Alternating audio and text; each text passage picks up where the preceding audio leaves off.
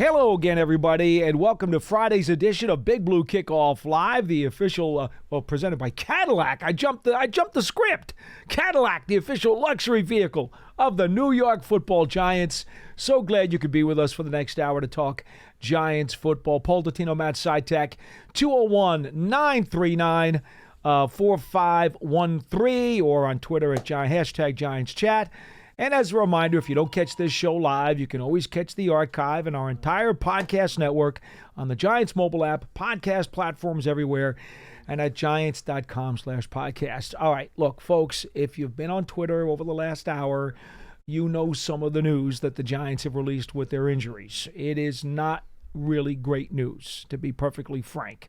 But then again, typical of this season, right, Matt? Yep. It's just not been a wonderfully happy, joyous, thrilling season. It has been a season full of potholes and detour signs and bridges that were washed out.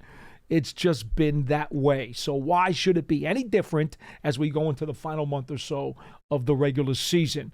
Malik Neighbors apparently came down with a hip pointer at some point yesterday during practice. Coach Brian Dable saying it was during one-on-ones, and he was examined this morning. They're not ruling him out yet for the Saints game, but he is not going to practice today. And obviously, at this stage of the game, he is one of the very few A-lister players that people are really excited to watch because he's going for a bunch of rookie records in terms of receiving charts. Just don't know exactly what it looks like for him. Hopefully we'll know more this afternoon, but, you know, when it rains, it pours, right, Matt? Yeah, it really does. I mean, Coach Dable said before that, so when Coach Dable spoke to the media, which was about an hour ago, he said he had just 5 minutes prior to that met with the medical staff, Ronnie Barnes, who told him that Malik just came back from getting an MRI done. And all Coach Dable knew at that time was that it was a hip flexor injury. He wasn't going to practice today. The medical staff did not say that, Malik had to be ruled out for Sunday today. So, I mean, as you just mentioned, Coach said, we don't know yet. He could play, he could not play. It's too early to tell which way it's going to go at this point. And you mentioned not only is he, one of the biggest things that people want to see and root for now, for sure. But not only that, he's the best player on offense that the Giants have, the best playmaker. So this offense that has already struggled all season, even when he's been on the field, you take him out, and that it could be even more of a struggle to get down the field and get points on the board. So hopefully he's able to suit up on Sunday. He was not the only Giant that had, I guess, somewhat not encouraging or discouraging injury news, because Coach also said that for the third consecutive day, Deonte Banks, Bobby Okereke, and Rakeem Nunez-Roches all are not practicing. So they have not taken the practice field at all this week. Now, Coach Dable said that does not necessarily mean that they're not going to play. He would not rule any of them out. He kind of said, we'll see. We'll see. That was his quote. We'll see. We'll see. For just about anyone that's been on the injury report. I think he stole that copyrighted phrase from Tom Coughlin. We'll see. So we got a we'll see about Malik Neighbors, Bobby Okereke, Deonte Banks, Nacho, and in addition to those four, Jermaine Illuminor, yes, and Evan Neal. Now, yes, those two at least got back on the practice field yesterday. Limited. And Coach said that they would be limited again today. Mm-hmm. As we know, on these injury reports, limited could mean, they take one snap in the team reps. It could mean that they take every snap but one during the team reps. I will say this, okay? Carmen Brasillo, the offensive line coach, when he had his session today, he was asked about Neal, and he was talking about him making his fourth start, which means in my mind that he's thinking he's a go. He's optimistic and he's hopeful, and he's thinking of it in that term. So unless he is told, no, he's operating under the assumption that the player will go. And I think it's important for Evan Neal, quite frankly, to get as many snaps in as possible. He had the worst of his 3 games so far against Dallas. I thought the previous 2 games he really did fine. The game against Dallas, he was a little bit more leaky. Against Micah Parsons on a number of snaps, that's going to happen when you go up against all pros. But I certainly think that this 3-game body of work that Neal's put on the field so far has been a significant step forward. And as long as he can stay in the lineup, for goodness sakes, man, injuries have befuddled him now for how many years? If he could just stay in the lineup and play, he can only help himself, Matt. Yeah, so on Tuesday's show, John and I talked about the things we're most looking forward to seeing or want to see in these last 5 games. And one of the things we discussed was Evan Neal, because he's, especially this past, 12 months, he just hasn't been on the field much at all. I mean, he got hurt last year and missed the last, 6 games of the season, something like that. Yeah. And it wasn't until the game in Munich that he got on the field this year. So he's only played 3 games in the last, year. So, yeah, these last 5 games, very important to see what he can potentially do and what he can contribute to this team moving forward, because obviously as soon as this offseason, the front office starts to have some, significant decisions to make on 5th-year options for him, for Kayvon. So, yeah, I mean, hopefully he's able to get back on the field for Sunday's game. And, even if he misses Sunday, it would be great if he could get back next week and finish the season out, the last 4 games, just to, have more of a sample size of what he can do, because this is his 3rd year. And I agree with you. He has looked better in the 3 games that he's played this season. But, I mean, in comparison to the last 2 years, it was hard to go the other way, because he really struggled his first 2 seasons. And this is still only a small sample size. We really could use the next 5 games. Yeah, very much so. So hopefully he's able to get back on the field this Sunday. Same with Jermaine Illuminor, because right now, given Andrew Thomas is done for the season, Jermaine Illuminor is this team's best offensive tackle. So it would obviously be very beneficial to have him out there, but we don't know what his status is. Limited yesterday, limited again today, so we'll see. And all of this comes in addition to Monday's injury news with Dexter Lawrence and Theo Johnson being placed on injured reserve and both of their seasons most likely being over. So it's been a rough injury week. Final thought from talking to the assistant coaches earlier today. There was only one other item that I think I would like to share with you folks, because I think there is some relevance to it. Andre Patterson, the Giants' defensive line coach, who's been at this, over 30 years, I believe. So well respected. And what a great guy, by the way. He was talking today when the media approached him and said, hey, Nacho, Dexter, DJ Davidson is hurt. Riley is a bit gimpy. He's been limited to practice this week. And they're basically laughing with him, you got toothpicks, basically. What do you got? And he was very serious when he said, you know what? That's why from the beginning of camp, when these guys get here, I spend time with everybody in the defensive line room, including the practice squad players. And I will spend extra time with the practice squad players even afterwards, trying to coach them up, because the last thing in the world that he wants is for one of those guys to have to be forced into the lineup and not be prepared. He was animate about, this is why I spend all of the extra time with the Casey Rogerses of the world and those types of guys who, you know what? Under normal circumstances, they may never see a snap the whole season. These guys who are buried deep on the depth chart, there's a realistic chance they have no idea if they're ever even going to be active on a Sunday, never mind getting to a game. They don't know the answer to that.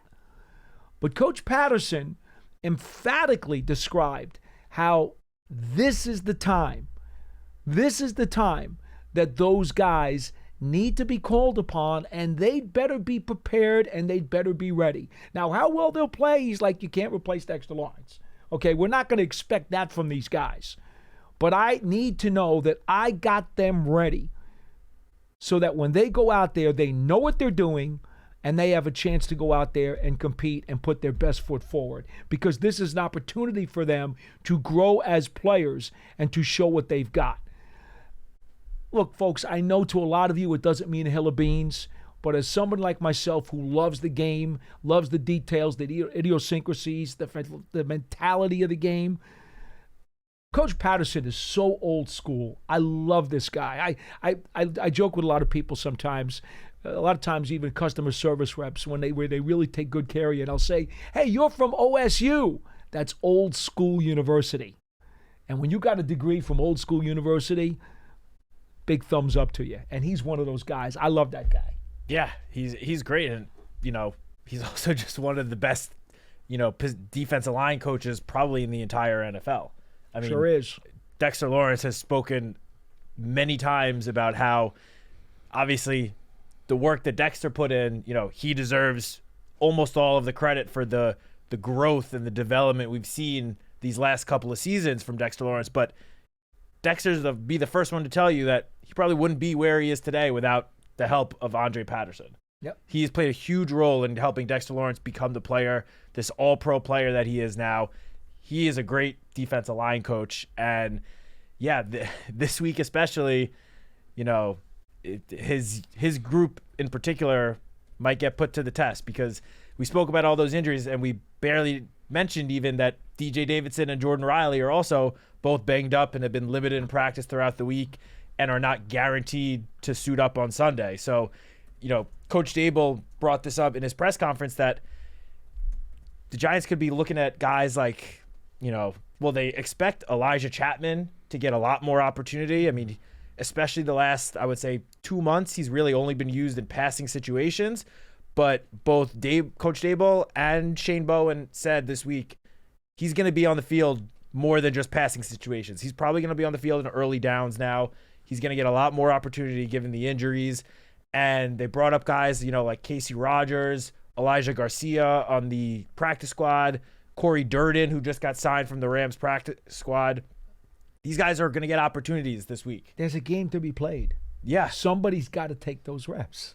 Yes, 100%. And, you were talking about Andre Patterson and his work with some of those, unheralded guys in the defensive line room. Well, Coach Dable brought up another assistant coach who really has had an impact in helping those guys, and Brian Cox. No doubt. He mentioned Brian Cox and James Ferentz. Didn't mean to leave you out, Brian. No disrespect. The assistant, defensive line, and then James Ferentz, assistant offensive line coach. Coach Dable said how those coaches really have a big impact and spend a lot of time with these younger guys, the guys on the practice squad, to help them, stay ready just in case their number is called. Because as we see every single year, injuries happen, and guys that, were towards the bottom of the roster or on the practice squad get thrust into bigger roles. And those assistant coaches really help get those guys ready for their opportunity. So the defensive line is certainly going to be put to the test with this week's game. It's a big challenge against the Saints in their rushing attack. Alvin Kamara. You know that the Saints want to run the ball. They want to run early and often. They rank inside the top 10 in just about every rushing metric. They have It's going to be a big test. Their top two receivers and Taysom Hill are all out. They don't have a choice. Even before Taysom Hill was lost for the season, they were running the ball all the time. No question, but now even more so. Yes, 100%. Kamara's going to have one long day for sure. He's going to have the ball a ton. Before we get to our first phone call, just a reminder, the Giants Huddle podcast is a new one up, Pearson, this week. What do we got? We got Tyler Newbin, Coach Dable, and John DeShazier, who covers the Saints for Saints.com. All right, very cool. So that's up there. Giants Huddle Podcast always has long-form interviews, again, Giants and NFL dignitaries and personnel. Find it on your favorite podcast platforms or go to giants.com/podcasts. And don't forget, if you're on Apple Podcasts, always leave a positive review so we know to keep going with the program. Giants tickets, well, season ticket memberships, it's kind of late to get those. You could still get them if you like. Single tickets as well. And if you get a season ticket membership, even if it's only a partial, you still get the year-round benefits that come with a season ticket membership. Don't forget, you can visit giants.com/tickets. Limited inventory is available. And also the Giants TV app, the streaming app. It's free. It's available on Apple TV, Roku, and Amazon Fire TV. It is there with all the highlights and all the different stuff that you can get, interviews and so forth and so on your device. So that takes care of all the promos. So now we can get to line one. And Jay is in Hawaii. And Jay, we're very jealous of you today because it is 33 degrees in North Jersey, which isn't that terrible for December. But the wind is wicked. I mean, it cuts through you like I can't even begin to describe. It's nasty out there today. I think the feels like temperature is like 20 degrees. It's so freezing. Jay, bring us some sunshine. What do you got for us? Hey, how you doing, team? I do not miss that win, Paulie. I used to live in Brooklyn. Getting on a train, and then I moved to Staten Island for a little bit. So driving, not driving, but taking the bus to the ferry. Yeah, that was rough. So I don't miss that. But it's a nice 80 degrees this morning. I want to rub that in. All right. Hey, no. I can feel it from the phone. I can feel it. I can feel the heat coming from the phone. Thank you so much. Quick question. I'll kind of lead into it a little bit. So I don't know how much of the you guys have paid attention to Giants fans in like social media, Facebook, message board, but for the last 6 years we've been pretty fractured as a fan base. You have like one or two groups and kind of like taking sides, and it's been pretty bad from my perspective. I guess my question to you is: there's a lot of blaming being pointed around on, Schoen did this, or Daboll did this, or Mara did this. I don't want to get you guys fired, but I don't know if you can answer this question. How much input was there in the Jones signing, like the extension signing, not the terms of the contract, but the extension itself? How much of an input was there from John Mara, Schoen, Daboll? And the reason why I ask this is because if it was, in a sense, Mara that kind of helped coerce that decision, I think fans would appreciate him a lot if he would, in like a press conference at the end of the season, just kind of own it, and say, hey, yeah, I put that on those guys, or that Jones did a lot for us in the playoffs, and he looked pretty good, and we thought that he would, something that we can build upon, and that's why we did that. I'll take the answer off the line. I appreciate you guys. Thank you. All right. Enjoy the surf, Jay. Thanks, Jay. All right. I'm going to answer your question as honestly as I always can because I don't hide anything here. I don't know what percentage ownership, the GM, and the head coach put into that decision. I don't know the percentage. So I'm going to be right out front with you. I don't know that percentage. What I do know is this. The head coach and the general manager are very much in unison. They came from Buffalo together, and they are very much in agreement on the kinds of players they want, the way that they would like to build this football team, and the communication between those two is simpatico. And I know that they both also have told us, we're not in their offices, but they talk to ownership every day. So you can assume that that is a simpatico relationship as well. We also know that the general manager here makes the final call on personnel decisions. But when you're talking about large sums of money, when you have an extension that is mega millions, you obviously need to go to ownership and say, hey, look, this is what we're thinking. This is why I need you to sign off on this amount and this bonus because this is upfront money. Okay, and you have to understand the implications of the cash flow and what's on the cap. So obviously, there does have to be something kicked upstairs to understand the decision. And the only thing that I can say about John Mara is that he made it very clear, and you know the quote that I'm going to refer to when he told the media a couple of years back, the Giants had done everything they can to wreck, basically, I'm paraphrasing, Daniel Jones before they had signed that extension. So you could certainly ascertain from that after what Jones did to get the Giants to the playoffs and had a really strong season in 2022, you can only imagine that he was certainly in favor of bringing Daniel Jones back and extending him.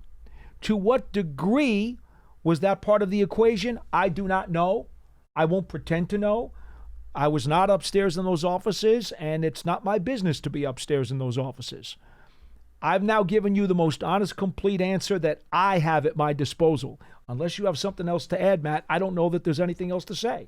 No, look, I think you nailed it right on the head. We don't know. We are not privy to those conversations. We're not part of the personnel department. As much as I would love to know, be a part of those conversations for my own just personal interest, we have no idea. Then you wouldn't be doing a show. No, definitely not. I'll tell you that. I guess the only thing I can add is that in my personal opinion, I feel like everyone was probably on the same page and wanting to bring Daniel back after the season that he had in 2022, after the run that the Giants made, winning the first playoff game in over a decade. I mean, that's all the evidence that we have that indicates that. Yeah, I mean, look, I feel like kind of common sense to think like everyone was most likely on board with bringing him back. Maybe the actual details of the contract, maybe not everyone was a part of. I mean, I don't know of how much Coach Dable is partaking in contract negotiations. Probably not at all. But no, I can't imagine that part he was involved in. I don't think that Daniel would have been brought back unless Coach Dable said, like, yeah, I think I can, win with this guy. I mean, that's my personal opinion, but sort of just common sense that all parties probably were on the same page and wanting to bring him back. The tenor that he, the GM, and the ownership have, the tenor of their relationship as we understand it, and it seems that it's been this way ever since they all got here in the building together, is one of complete cooperation. Yep. So I think it's logical to assume under those circumstances, if any one of the three factions, the coach, the GM, or the ownership, was against or slamming their fist on the table and saying, no, I don't think this is a very good idea, chances are, I would just say, logically speaking, they may not have moved forward with it. It just seems that way. I have to agree with you. But again, we don't know for sure. That's an assumption based on the evidence and the logic that we have before us. Jay, I don't know if that helps you a whole lot, but like I tell people all the time, don't just go to the media and believe everything that they throw up on the wall because they like to pretend that they know a heck of a lot more than they do. Here on this program, we're going to tell you, honestly, what we know, and if we can't tell you because it's something that is classified, because there are classified things in the building, we'll tell you. We can't address that. And that's the only answer I really have for you. Because I think it's important, and I think, Matt, you feel the same. Speak if you don't. I think John feels the same too. There's no point in us either hypothesizing on something or making believe that we know something that we don't. Because to speak out of turn it's not doing anybody a service. In fact, it's a mega disservice to all involved, to us, to the organization, and to the fans. I'd much rather tell you, simply put, that's something that I truly don't have first knowledge of and I don't know. Yeah, I agree. And the only other thing I will say is just what, Jay said fans would love to hear, but no NFL owner is going in front of the media and saying, yeah, I forced this player on my GM when it doesn't work out. Like that, it just does not happen.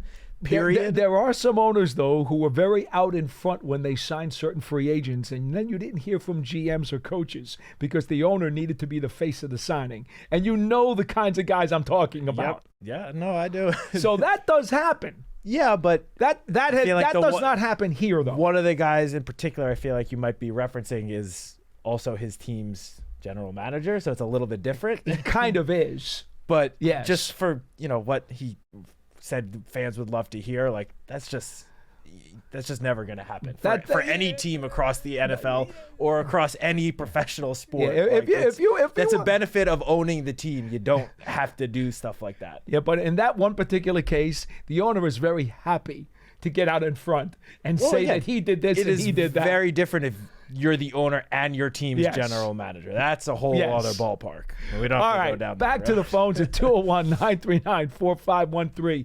Mike in Virginia is next on the show. Hello. Hey, fellas. How y'all doing today? Okay, how are you? How are you?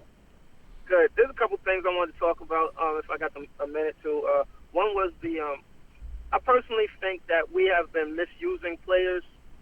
A lot of stuff goes with scheme, in my opinion. Like the past 2 years, our defense has been a man-based kind of defense. And we get a coach that runs more zone than man. And we wonder why we're in the position we're in pass coverage. When we've had, in our pass coverage the past 2 years, we've been very successful.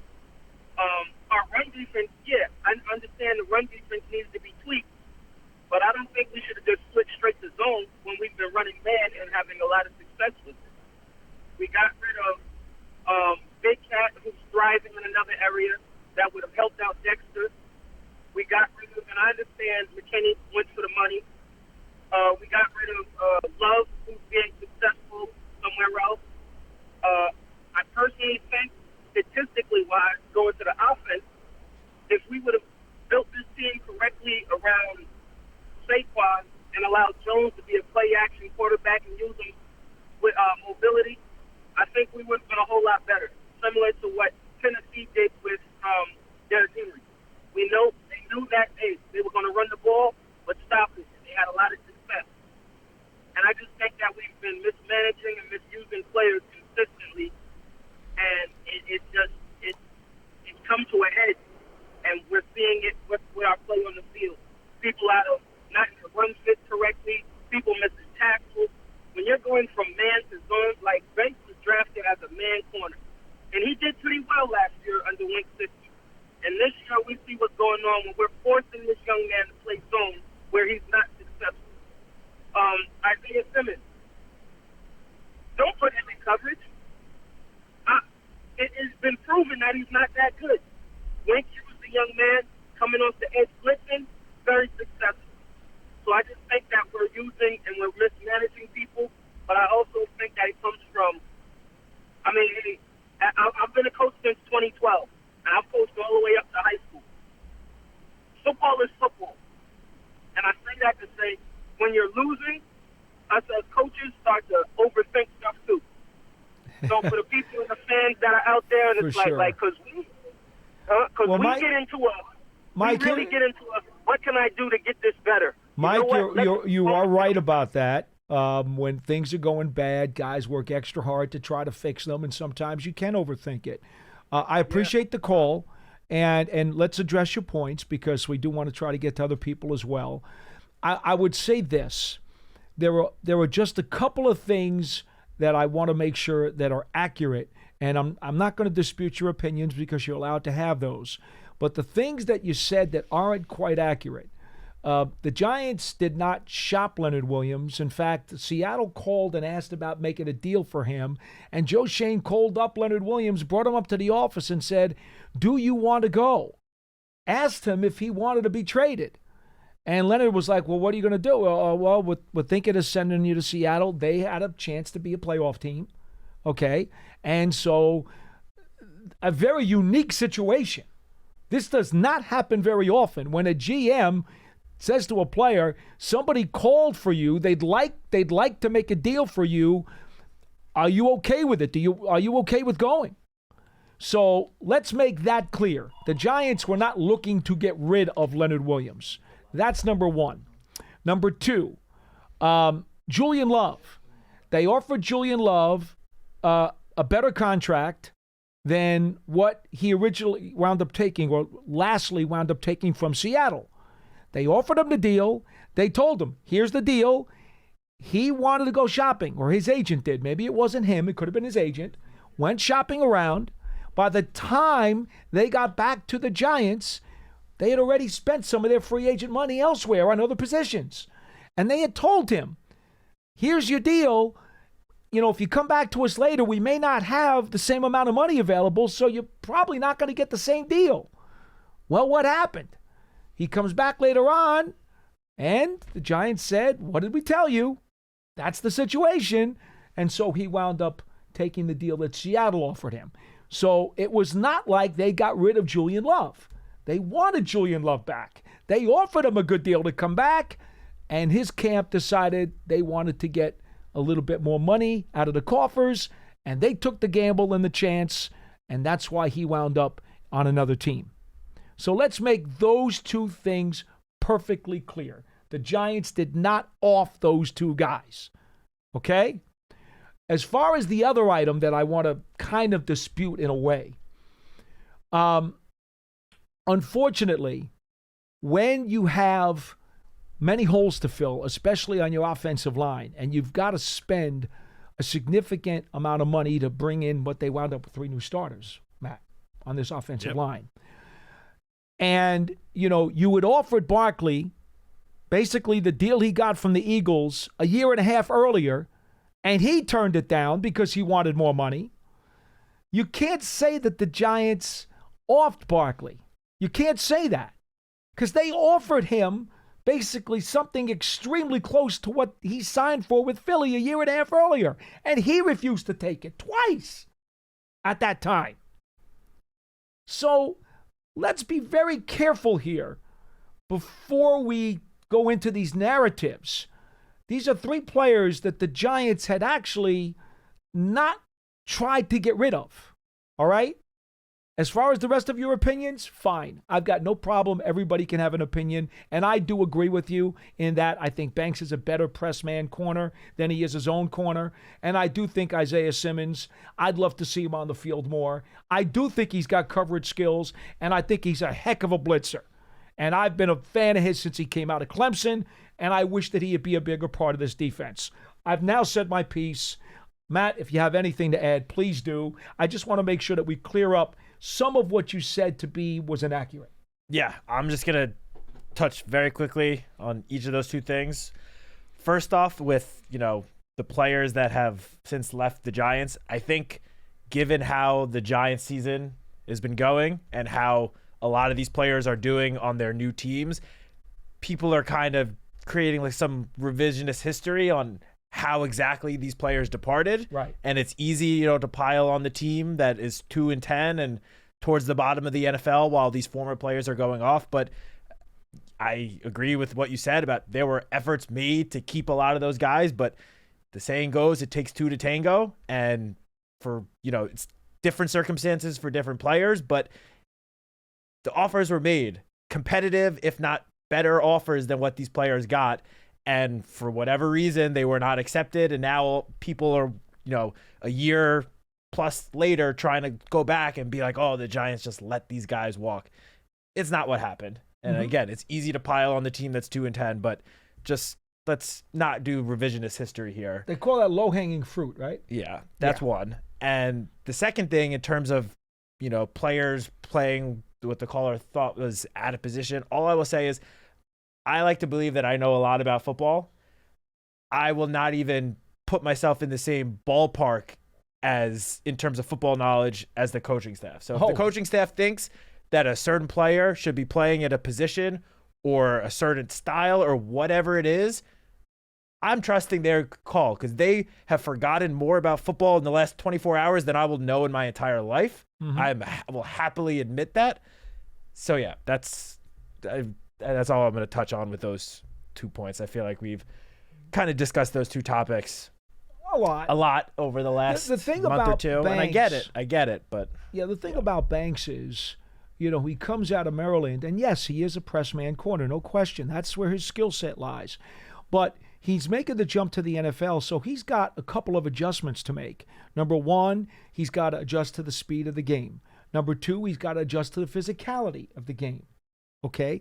Number 3, he's got to adjust to the playbooks, which are much more advanced and much more complex than they are at the college level.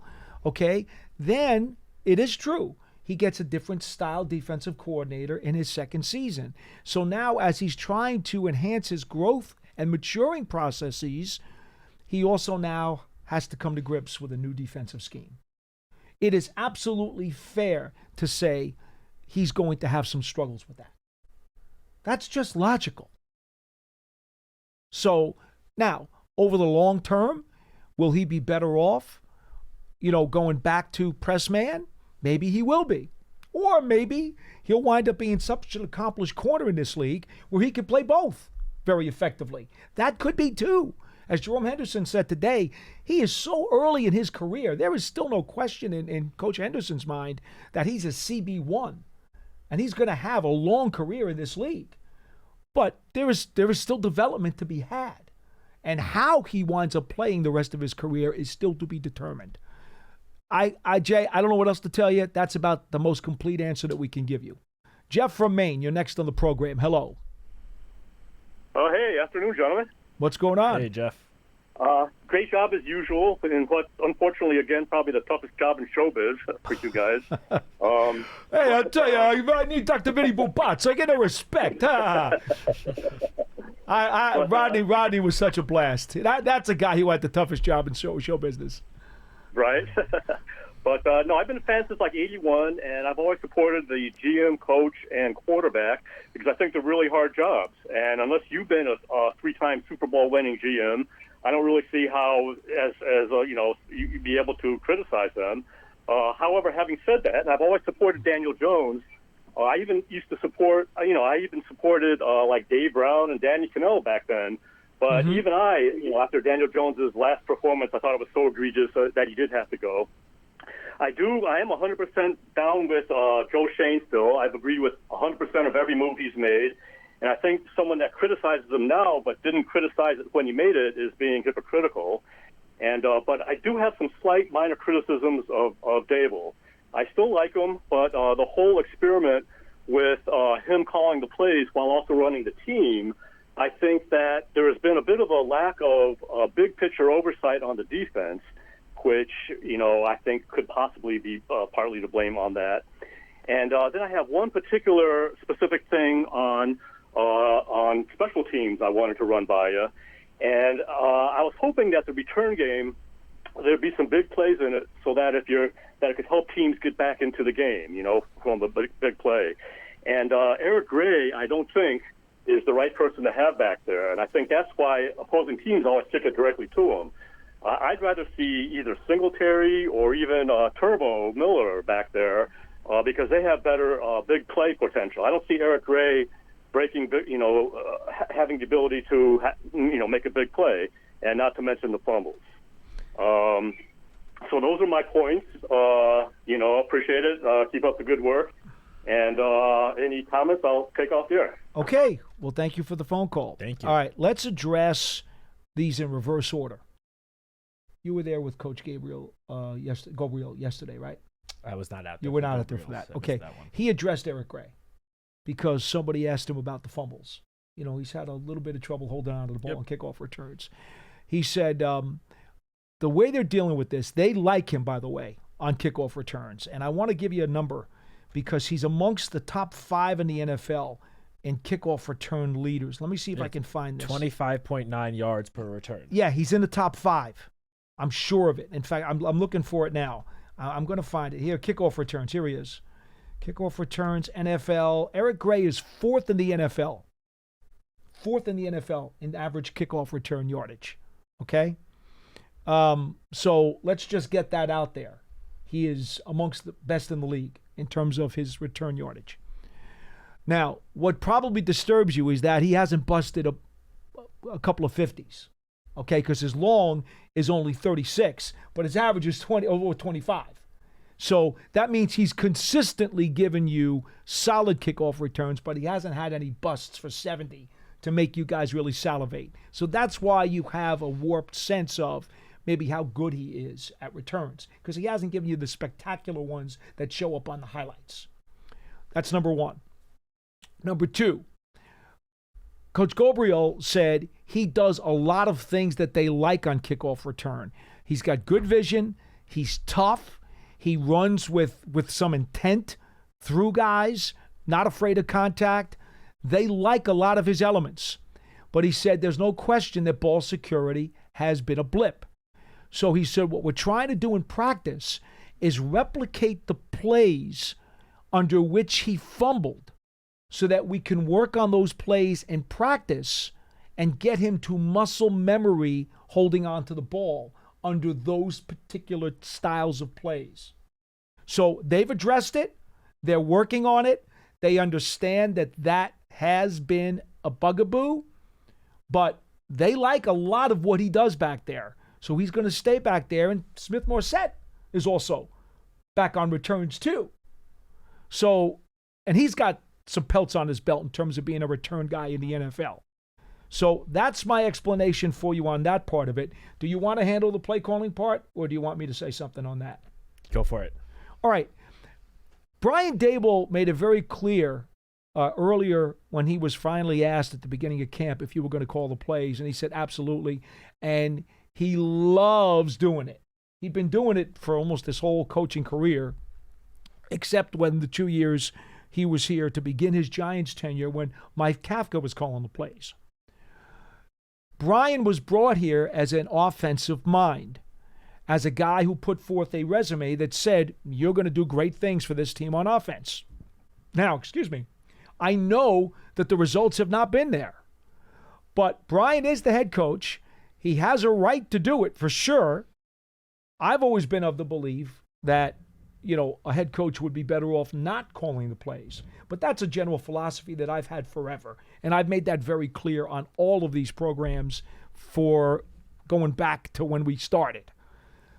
But I understand that there are, at least a dozen coaches in this league that do call their plays. And some of them, like Andy Reid, have won championships. Oh, yeah. So it's not one or the other. It's simply a matter of what do you prefer, because teams have been successful under both systems. So to be frank, I'm going to take a page out of Matt's book here for a second and say Brian Dable knows more about offense and creating offensive playbooks than any of us in this building put together. So do I trust and believe in his offensive mind? God knows he was the basis for constructing the playbook that allowed the Giants to be a playoff team in 2022. So I don't have any questions about his ability.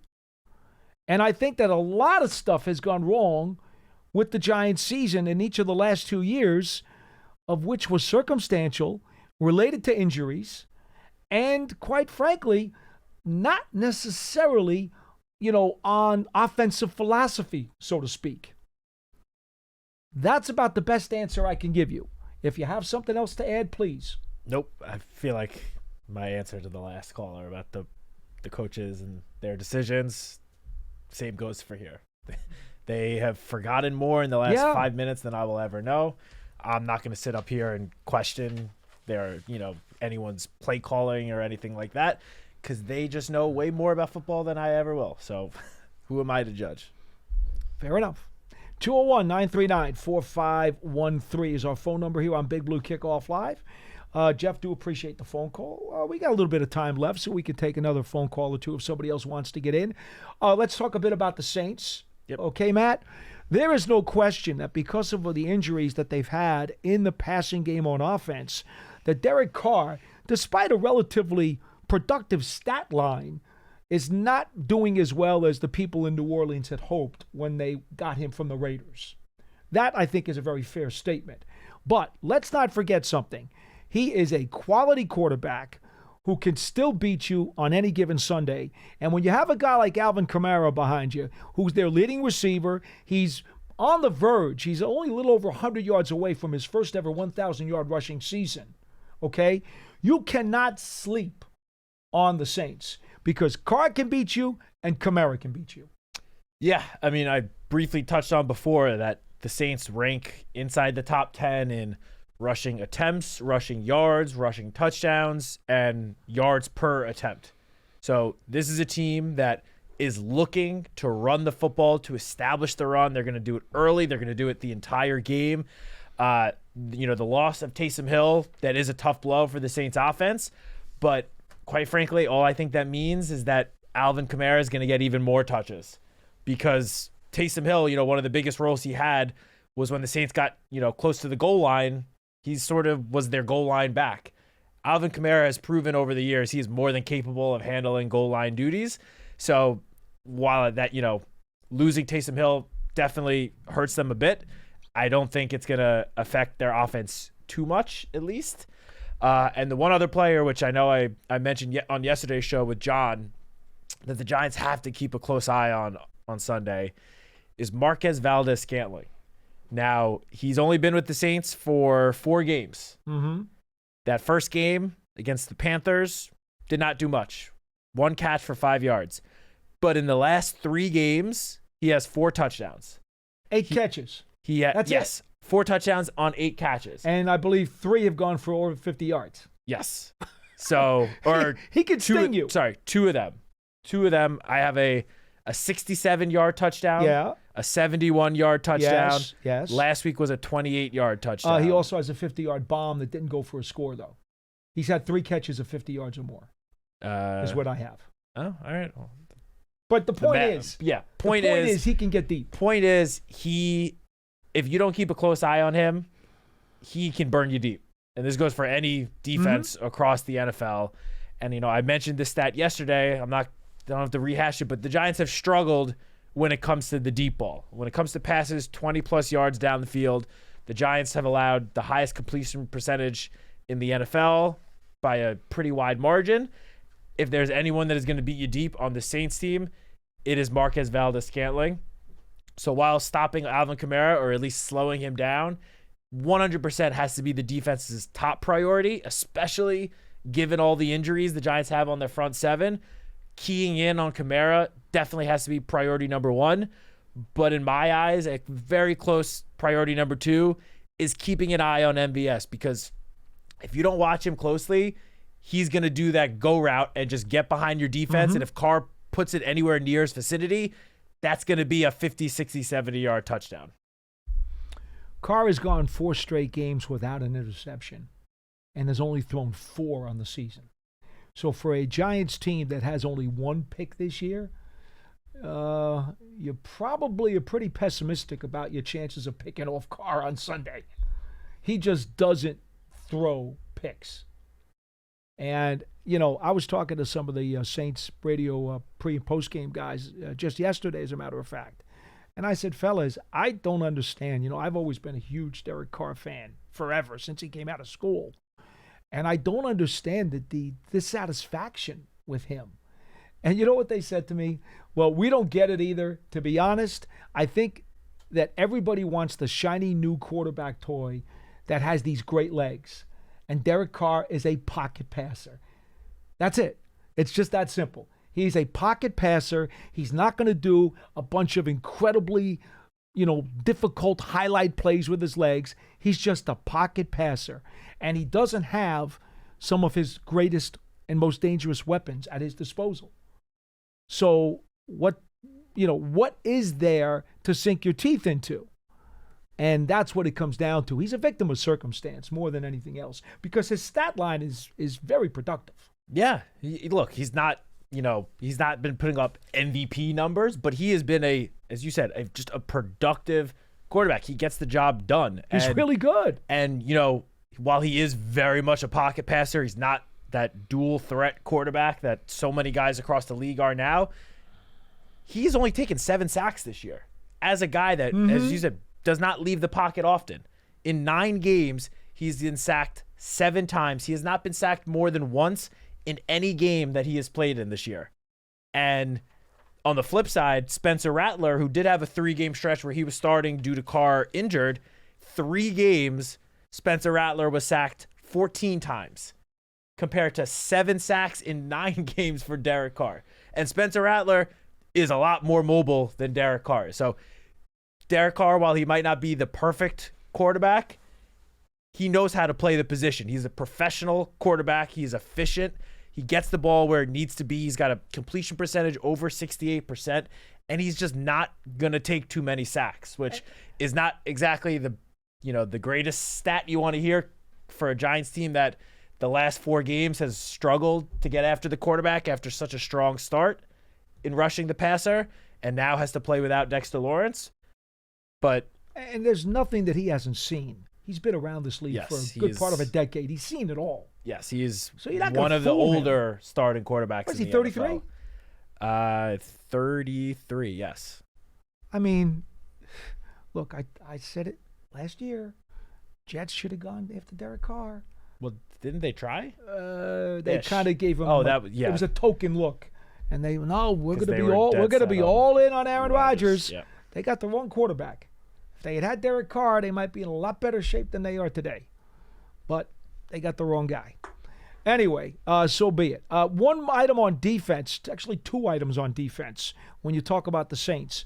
We have nobody on hold, right, Pearson? Okay, just want to make sure. 2 items on defense. Demario Davis, 7 consecutive years of a minimum of 100 tackles. He has been first or second team All-Pro in each of the last 5 years. That guy has just been one of the more underrated, productive inside linebackers in the NFL for a long time. 2-time Jet, by the way. Spent a year with Cleveland in the middle there, and then came to New Orleans. He's been with the New Orleans Saints for about 5 or 6 years now. He just doesn't get the ink. But the guy has the respect of everybody around the league. So, if Tyrone Tracy is going to have himself a game, because the Giants have, again, backups playing on the offensive line, he's going to have to avoid Demario Davis. The other guy you want to worry about is Brian Bresee, who first-round pick out of Clemson last year, 4.5 sacks as a rookie. He comes in passing situations. He's actually played 61% of the snaps so far this season. And next to Dexter Lawrence, he is second in the NFL amongst defensive tackles with 6.5 sacks this year. He is a good player, a budding star at the position in this league. He doesn't get enough play, I think, and probably because last year was a rookie. He didn't do as much, he didn't play as much, and didn't have big numbers. But when you talk about the next generation of defensive tackles in this league, Brian Bresee is one of those guys you're going to hear from. Yeah, I feel like when it comes to interior defensive linemen, you either need to have like an insane season in order to gain recognition, really, from the country, from the national media, or have very good production for however many years in a row before you. This was prior to getting injured. Dexter Lawrence was in the midst of his third, what likely would have been third Pro Bowl season. Yes. And he this season was just finally starting to get the recognition from the national media that he's deserved to get for 3 years now. So I'm with you. Brian Bresee, very talented young defensive lineman. And I will say he's probably their best defensive lineman, but they do have some talented players on the edge as well. Cameron Jordan, who's been around the league forever, definitely Yes. towards the end of his career, but still not a guy you can overlook. He can, if you put him in single coverage and don't really keep an eye on him, he's gonna make you pay. And in addition to Cam Jordan, Chase Young, who has sort of bounced around, maybe hasn't lived up to quite the expectations that people had for him when he was the number 2 pick back in, 2020? Yeah, the year the Giants got Andrew Thomas. Mm-hmm. But he is quietly having one of his most productive seasons as a pass rusher. I think I mentioned this, I believe, yesterday, but he has a career-high 15.8% pressure rate this season. And this is in a reserve role, so they're not using him every down, sort of coming in on passing situations. But when he's out there, he's getting after the quarterback and doing a good job of it. So, and he's also lined up almost primarily on the right side, which would be against the left tackle, which just puts the importance of, hopefully getting Jermaine Illuminor out there. It increases the importance because, as I've said, Jermaine Illuminor right now is the Giants' best healthy tackle. So you want your best players out there to go up against their best players. No disrespect to the backups, but obviously you want Jermaine Illuminor out there if he's healthy enough to play. We should mention to folks that yesterday Brian Dable said, and this should not be a surprise to you, next up on the depth chart, without Illuminor, O'Neal looks like, again, we think based on Coach Priscilla's comments, he's probably pointed up, but the next 2 tackles on the list are Azudu and Hubbard. Yeah, with Hubbard on the left side. We would Azudu assume. on the right. We would assume. We don't know for sure because Brian Dable wouldn't say when he was asked who would be on the left, who would be on the right. He would not say. we would assume Hubbard would be on the left. Yeah, based also off of, again, this is unofficial depth chart that gets released each week, but this week's unofficial depth chart had Hubbard as the backup left tackle and Azudu as the backup right tackle. Put together by the PR staff. Yes, again, Unofficial. emphasis on unofficial. Correct. One other stat to bring up, just going back to the Saints offense for a second, just because I was talking about Derek Carr throwing the deep ball. Derek Carr has thrown a deep pass at the 6th highest rate in the NFL this season, 12.5%. He has had an attempt 20 or more air yards. So, again, towards that MVS little rant I went on before, you need to keep a close eye on him. And in terms of Derek Carr and those sack numbers I mentioned, Derek Carr has released the ball 0.45 seconds after being pressured on average this season, which is the 3rd quickest release rate in the NFL. So as soon as he feels pressure, he's getting rid of the football, whether it's dumping it off to his check down, whether it's just throwing the ball away. He's not going to sit back there and just let you run at him and, sack him. He's going to try to get rid of the football. Hence the low sack number. Yes. And folks, by the way, you recall just a few weeks ago, the Giants had run off a huge, long, consecutive week streak of being the leading sack artists in the NFL. Now they're down to 6th. They have really been on a drought over the last few weeks. I think it's 1 sack in the last 4 games. Yeah. After they had a wide margin over the rest of the league in the sack numbers. Believe it or not, Dexter Lawrence won his last 5 games without a sack before he got hurt. Now, he was getting pressures. They were not resulting in sacks. Yeah. I mean, now, does that mean teams had started to figure it out? Well, to some degree, it means they were running the ball really well.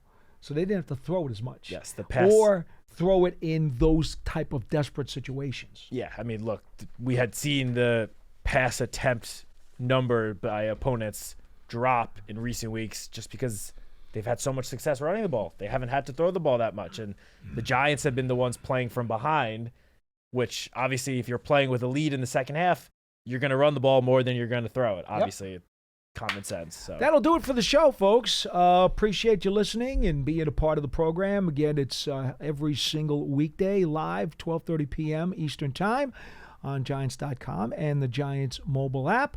Always get the archive of the show on your podcast platforms everywhere and the Giants mobile app. Coverage of this team continues. 11 o'clock, WFAN Giants pregame show, 1 o'clock kickoff, MSG postgame for 1 hour immediately following the game, and at the same time, 2 hours after the game is the WFAN Giants radio postgame show.